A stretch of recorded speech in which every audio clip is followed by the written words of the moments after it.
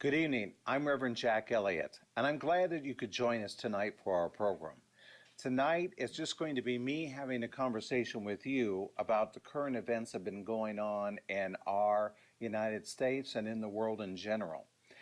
I want to begin this evening by reading you an editorial, but a little bit later in the program, if you have questions, I invite you to text me your questions. You can text me at area code 559-612-2006. Once again, that's 559-612-2006 if you have a question or a comment that you would like to add to tonight's program. Next week, we will follow up, and it'll be our night before election coverage. As you know, this series ends on November 5th, and we did that intentionally because we hope that by reviewing the book that we have been using, The New Jim Crow, and the study with it, that it would empower you to want to go out to vote. And so next week we will be really looking at the importance of that vote and why you must vote. Regardless of your point of view, you must vote. But tonight, I could not go on without talking about some of the events that have happened in our current events just in this past week. In this past week, we have had 2 African Americans killed in Kentucky just because they were black. We had 13 political leaders of the Democratic Party have an assassination attempt against them by having bombs mailed through them in the mail. And then, of course, on Saturday, we had the horrific tragedy in the synagogue in Pittsburgh, Pennsylvania. So tonight, what I want to start with is a comment that I was often taught, and as a little kid, it made no sense to me when somebody would say it, but I'm beginning to put some sense to it. Sometimes things have to fall apart in order to fall together. And one of the things that I think that is happening in our society right now, and even in the society of our friends living in Brazil, is what they thought, what they've been experiencing in their society and how they think things are falling apart. And one of the things that the expert tells us when things start to fall apart, we retreat and we fantasize and we create pictures of how we think we'd like it to be. In other words, it's why we want to go back in time. We want to go back to a simpler time, and a time that only happened in our imagination when we thought the world was a better place. Because ultimately, and this is what the psychologists believe, ultimately what we're really afraid of more than anything else is the unknown of the future. Why does the future not tell us what's going to happen? And when we see things that are happening in our society that we just don't understand, we become even more fearful. And so therefore we want to retreat. I came across today an article that was written 60 years ago right now. But I want to read it to you because I want you to see if you think it has any relevance for where we are right here, right now. 60 years ago this month, the temple in Atlanta was bombed by anti-Semitics who believed that they were being masterminded by the Jews and they're taking over their movement in their area. One of the things that they realized is that dynamite is a great quantity, can rip through a temple of worship in a most horrific way. It's flowed onto the hard heels like the destruction of a handsome schools in Clinton, Texas at the time. And it was said that the same rabid mad dog mind, without question, beneath really had an effect on both. That they are the source of all the discourse that happens in America. And what was really happening at this time is that they were realizing that it was fear that was driving the attitude behind why people were reacting, why people were bombing. To be sure, no leader said, go bomb a Jewish temple. However, the rhetoric from the leaders at that time, the southern governors, gave permission by their dialogue that others would be encouraged to go out and to do this heinous thing.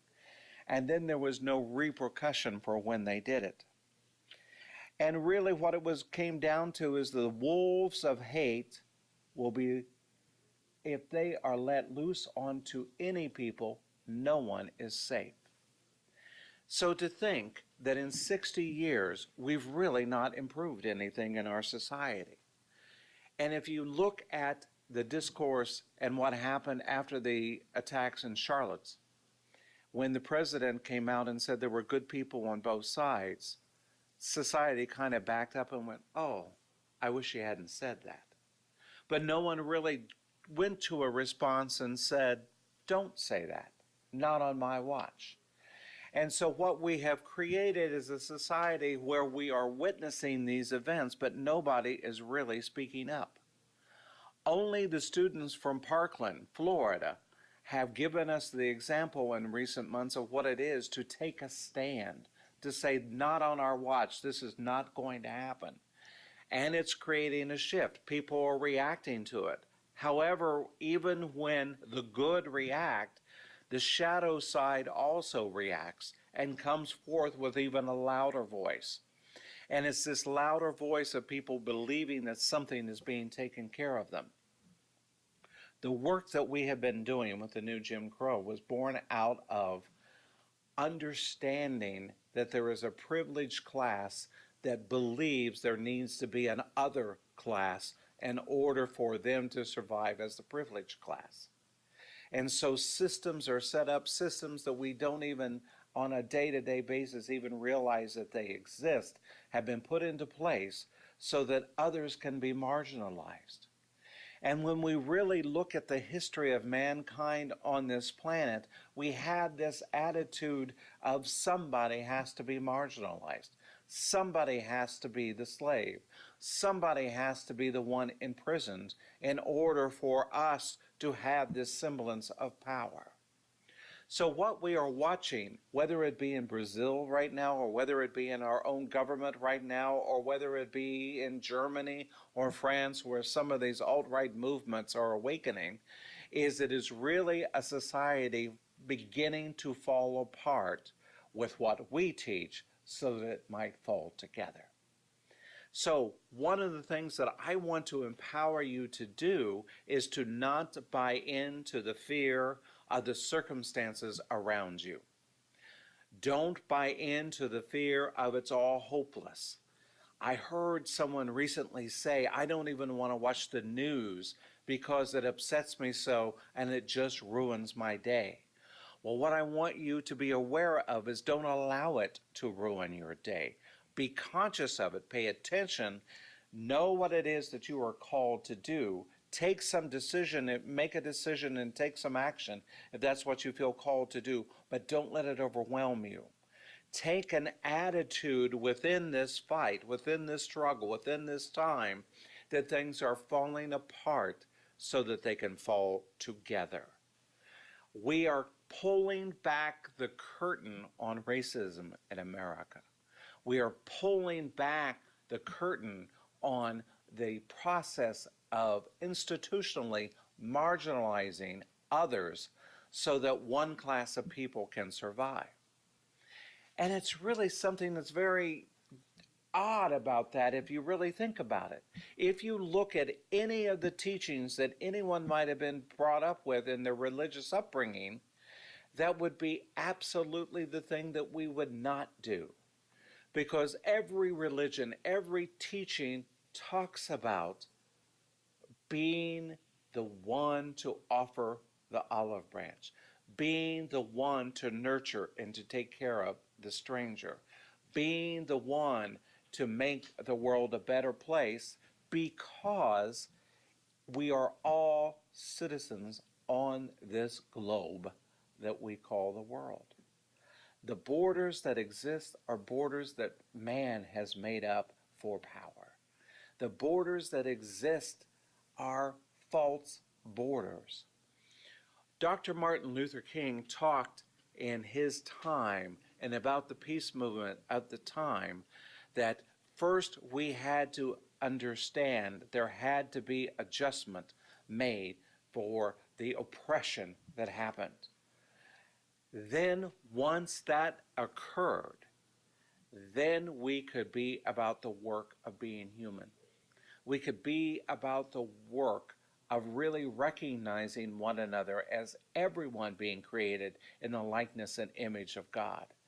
That's what we are called to do. Even Dr. King saw that and talked about that. But he understood that at first things have to fall apart in order to fall together.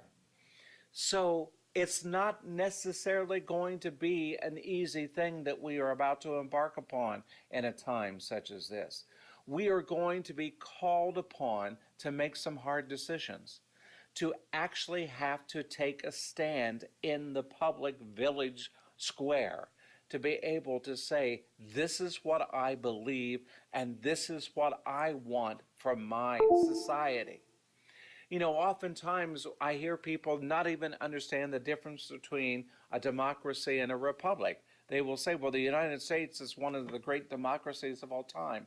The United States is a republic, which means that we elect officials to represent us. That is the republic. They will represent us.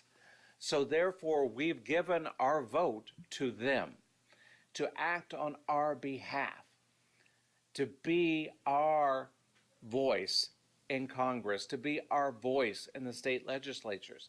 So we have to remember that if they are not acting in a way that we want them to act, the only recourse that we have is the ballot box.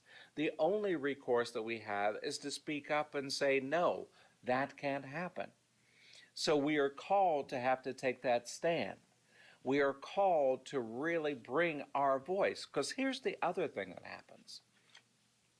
If we become overwhelmed by it all, if we become complacent and just decide that our voice does not matter, and we become silent, and we become the witness to this time that we are living in, then the louder voice gets to be the domineering voice.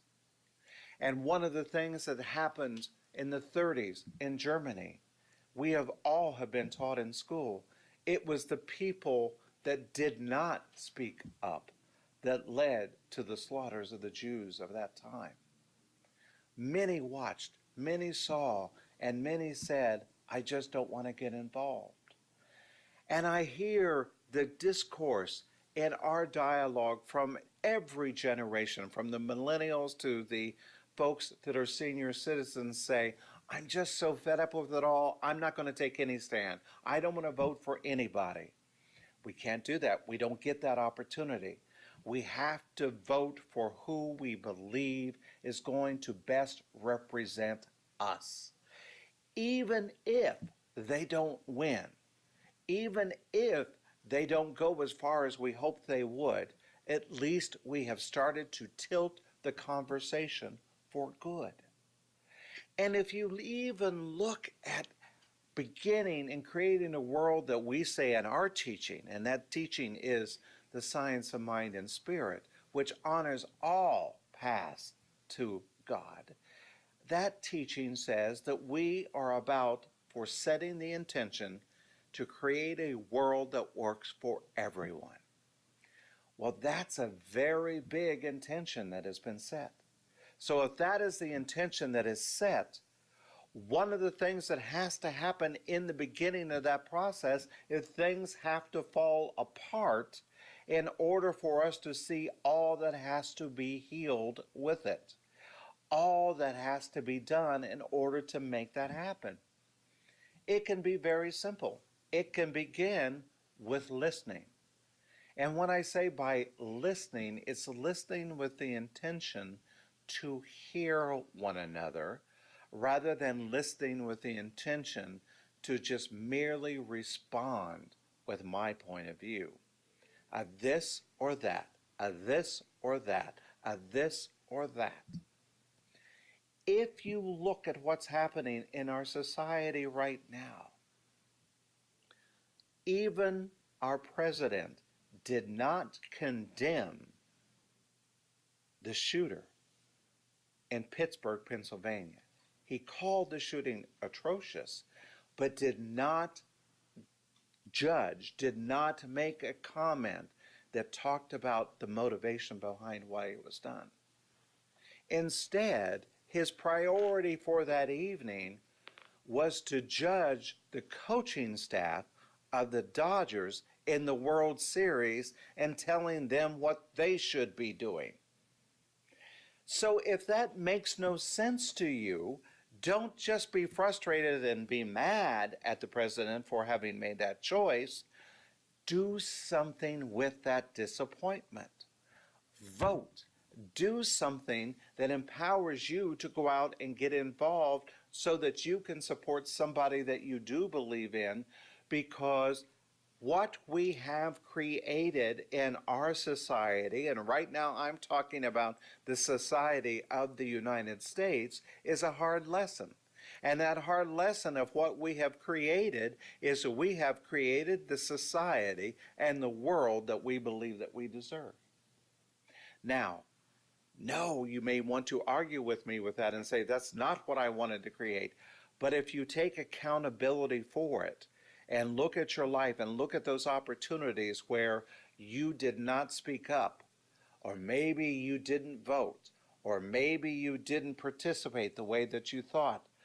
I even talked to someone yesterday who decided not to vote in the last election because even though she agreed with Hillary Clinton on 95% of what she stood for, she just believed that it was time that we stopped electing family members into the office of president. And so therefore, she just didn't vote. Now she has a regret that she didn't vote. But at the time, that was a perfectly logical explanation for her. Now, in our dialogue, and when I talked about this dialogue and being and engaging in dialogue and being willing to have the conversation without judging, I didn't respond to her by saying, what a stupid thing to do. What I did is tell me more about how you got to that. Tell me more about your thinking process that helped you make that decision. I want to understand how you worked that out. Well, that made her open. That made her willing to share her story. Well, I really thought about it, and I just realized that we had Papa Bush and then the younger Bush, and this just sounded like Mr. Clinton and now Mrs. Clinton, and we were just creating a dynasty of political leaders, and I didn't want that, so I just decided that I wasn't going to vote. And I said, oh, good. Tell me, well, let's back up this conversation a little bit more. How did you vote in the primary that year? Oh, well, I didn't really vote in the primary. I got my absentee ballot. I thought that I filled it out. I filled everything out. And then I heard somebody say, oh, it was going to require extra postage. And I thought, well, I don't have to worry about the postage because I can just drive it to my polling station and drop it off. But maybe I'll go by the post office. And lo and behold, the day came and went, and my ballot was still on the kitchen counter. Now, she was operating from a false sense of thinking that she had done something, and she really had. What she did with her actions was to propel someone that she didn't support to be the leader of her party, and because she didn't want to vote for her, she helped to elect someone who she absolutely did not want in office and who she wished didn't get elected, but still feels like she was a part of the process. And from an accountability point of view, she was a part of the process, but she could have had a different outcome from that. And so what I want to talk to us about right now and right here is how can we take a time like this and set our intention on the outcome that we want to manifest. And then through this process, keep our intention on our attention. Keep our attention on our intention. What is it that we want to have happen? Do I want to be involved in the fight for health care?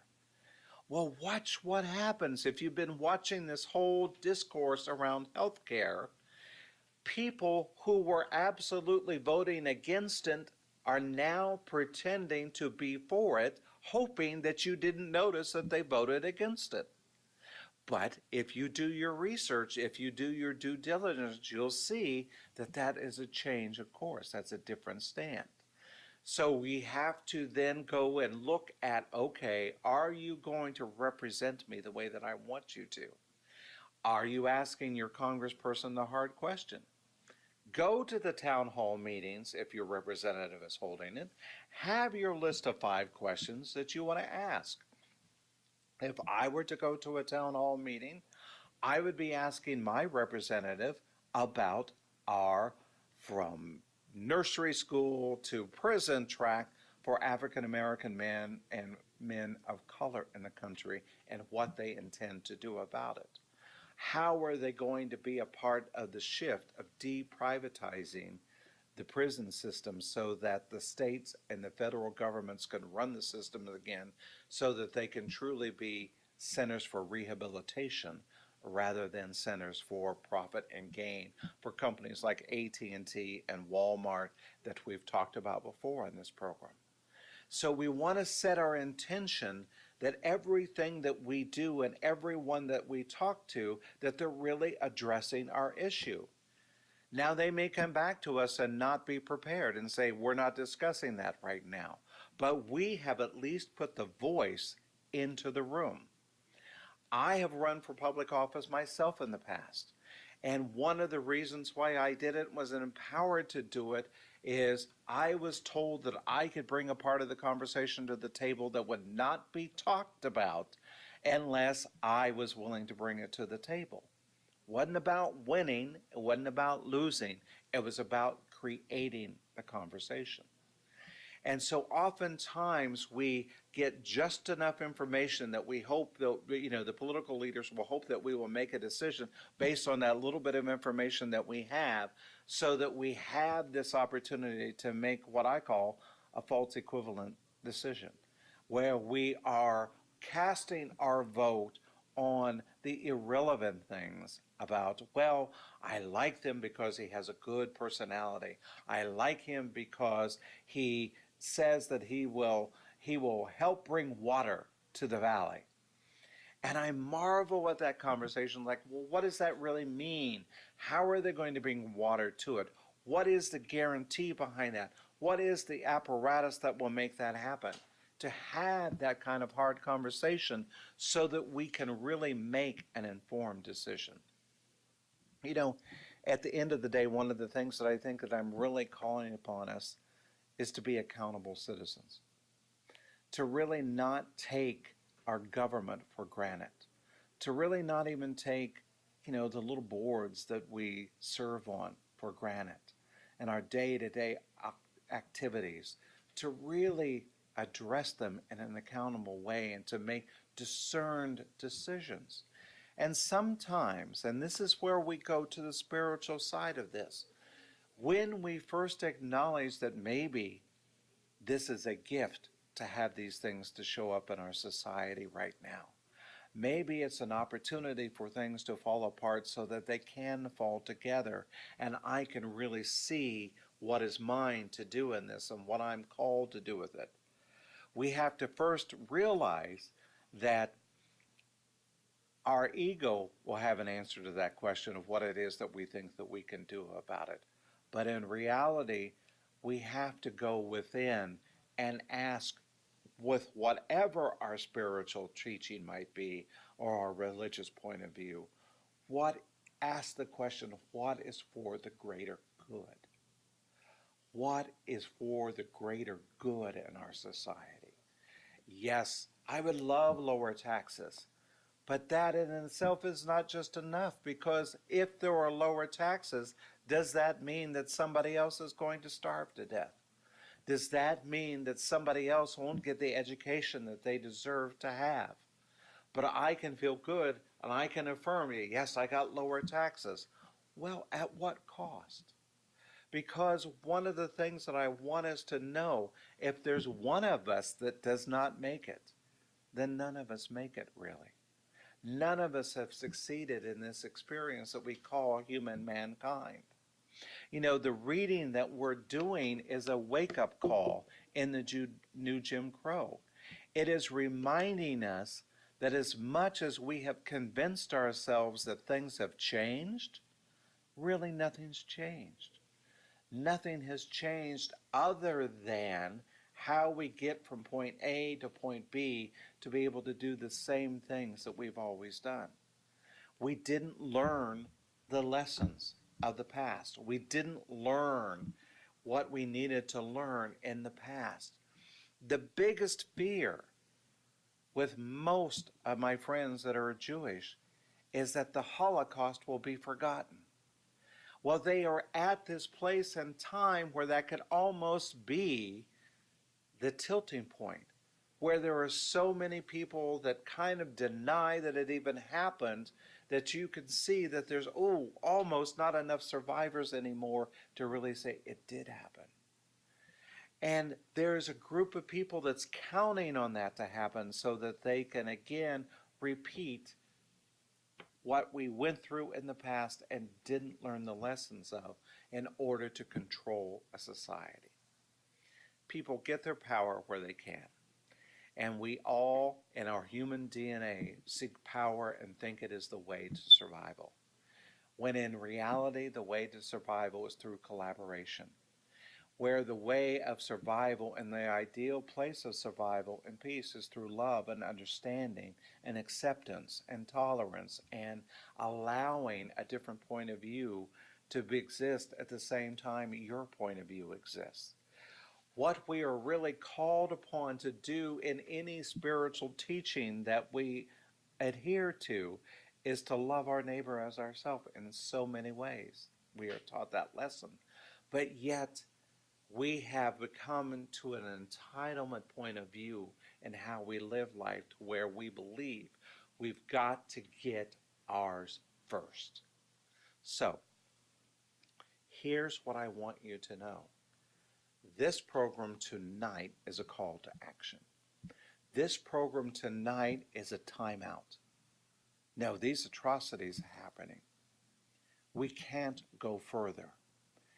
If you think about the one woman that was killed in Pittsburgh this Saturday, survived Nazi Germany.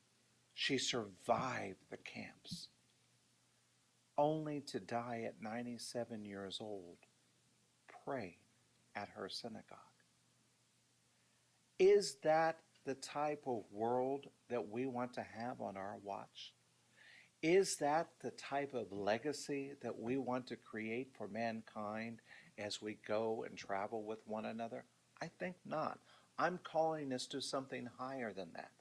I'm calling us to get involved with one another, to have the hard conversations, to be willing to take a risk to be wrong.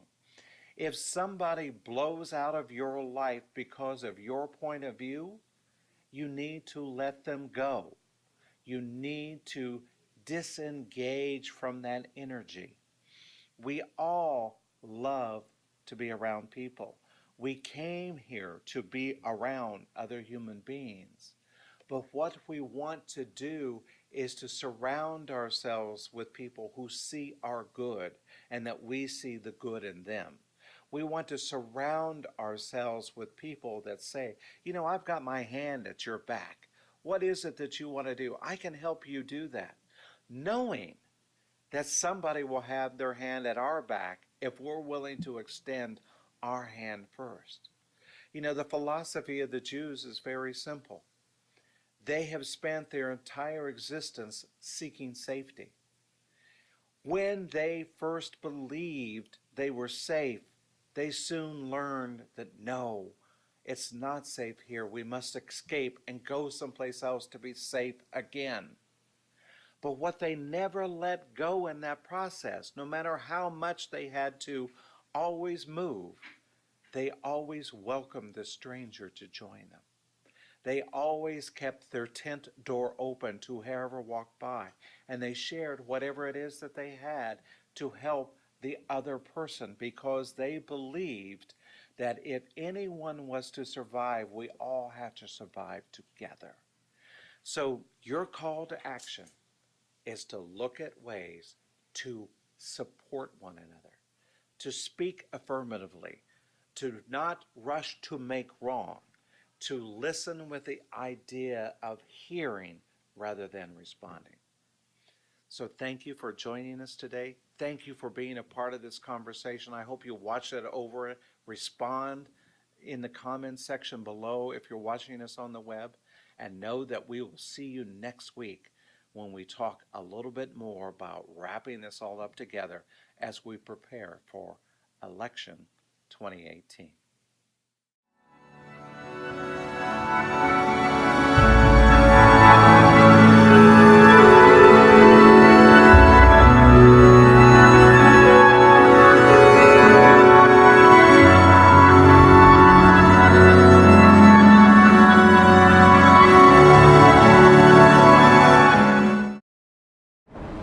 This is important news for people who have been exposed to the weed killer Roundup in commercial settings and later developed non-Hodgkin's lymphoma.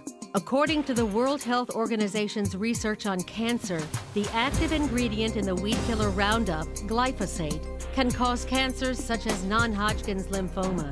If you or a loved one were exposed to Roundup in a commercial setting such as farming, landscaping, or golf course maintenance, and then developed non-Hodgkin's lymphoma, you could be eligible for a cash award and medical expenses. If you or a loved one were exposed to the weed killer Roundup and were then diagnosed with non-Hodgkin's lymphoma, call the law offices of Davis and Crump right now to see if you are eligible for a cash award and medical expenses. Our first consultation is free, and we don't get paid unless you get paid. Call now. Operators are standing by.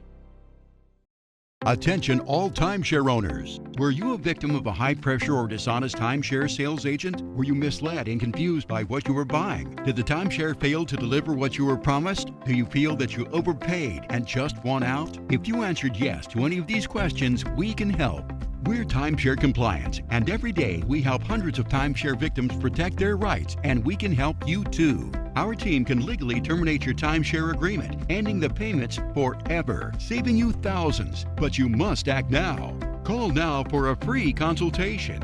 With one simple call, the professionals at Timeshare Compliance can legally terminate your timeshare agreement and help end your financial suffering. You could save thousands. So call now before another payment is due. Timeshare Compliance is A+ rated by the Better Business Bureau. Don't wait. Call 800-455-0830. 800-455-0830. Attention all timeshare owners. Were you a victim of a high-pressure or dishonest timeshare sales agent? Were you misled and confused by what you were buying? Did the timeshare fail to deliver what you were promised? Do you feel that you overpaid and just won out? If you answered yes to any of these questions, we can help. We're Timeshare Compliance, and every day we help hundreds of timeshare victims protect their rights, and we can help you too. Our team can legally terminate your timeshare agreement, ending the payments forever, saving you thousands. But you must act now. Call now for a free consultation. With one simple call, the professionals at Timeshare Compliance can legally terminate your timeshare agreement and help end your financial suffering. You could save thousands. So call now before another payment is due. Timeshare Compliance is A+ rated by the Better Business Bureau. Don't wait. Call 800-455-0830. 800-455-0830.